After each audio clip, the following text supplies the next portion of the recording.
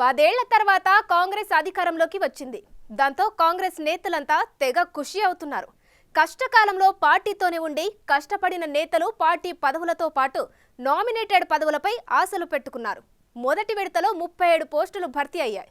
ఇక రెండో విడత కార్పొరేషన్ పదవుల పంపకానికి రంగం సిద్ధమైంది. ఈసారి కీలకమైన కార్పొరేషన్ పదవుల భర్తీతో పాటు ప్రభుత్వం కొత్తగా రైతు, విద్యా కమిషన్లు ఏర్పాటు చేయనుంది. వాటితో పాటు బీసీ కమిషన్ భర్తీకి ఇప్పటికే కసరత్తు మొదలైంది. ఆ క్రమంలో ఆశావాహులు ఎవరి స్థాయిలో వారు లాబియింగ్ మొదలు పెట్టారు.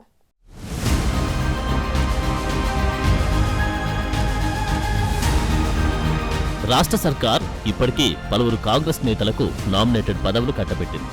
మొదటి విడత కింద 37 కార్పొరేషన్లకు చైర్మన్లను నియమించింది. అందులో భాగంగా మహిళా ఫైనాన్స్ కమిషన్లకు చైర్మన్లను, మెంబర్లను కూడా వేసింది. ఇలా జిల్లా స్థాయిలో మార్కెట్ కమిటీలను, ఇతర పదవులను పార్టీ నేతలకు కట్టబెట్టింది. రెండో విడత కింద భర్తీ చేసే పదవులపై ఇప్పటికే సీఎం రేవంత్ రెడ్డి కసరత్తు కూడా పూర్తి చేసినట్లు గాంధీభవన్లో జోరుగా చర్చ జరుగుతోంది.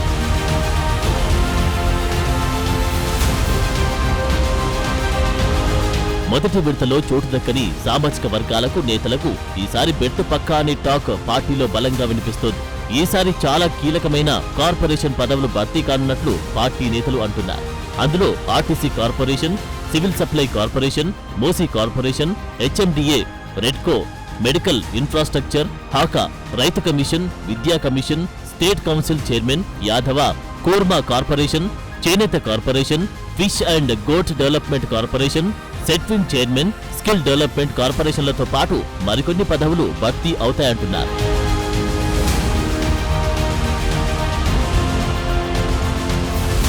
రెండో విడతలో భర్తీ చేసి నామినేటెడ్ పదవులను దక్కించుకోవడానికి ఇప్పటికే వందలాది మంది నేతలు పార్టీ ముఖ్య నేతల దగ్గర లాబియింగ్ చేసుకుంటున్నారు.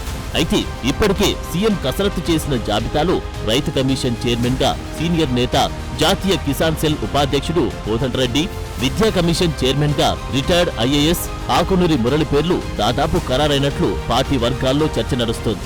ఇక ఈ రెండు కమిషన్లలో చెరో 4 చొప్పున 8 మందిని మెంబర్లుగా నియమించనున్నారంట.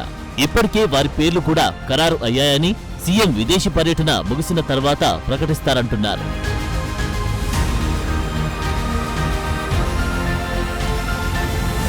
ఇక ప్రస్తుతం ఉన్న బీసీ కమిషన్ చైర్మన్ సభ్యుల పదవీకాలం వచ్చే నెలతో ముగియనుంది.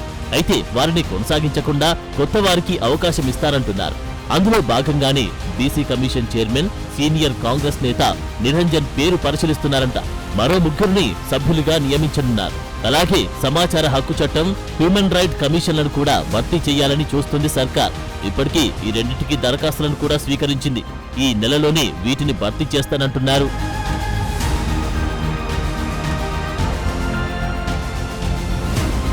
రెండో విడతలో కార్పొరేషన్ పదవులతో పాటు వివిధ కమిషన్లకు చైర్మన్లను, మెంబర్లను వేయడానికి సర్కార్ ఇప్పటికే కసరత్తు పూర్తి చేసినట్టు తెలుస్తోంది.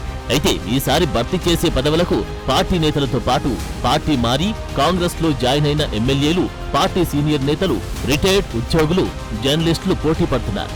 రెండో జాబితాలో ఎంతమందికి ఛాన్స్ ఉంటుందోనని అందరూ ఆసక్తిగా చూస్తున్నారు.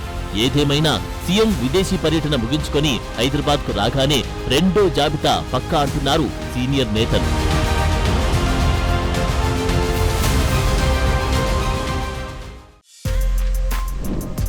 For more videos like this, subscribe Big TV channel.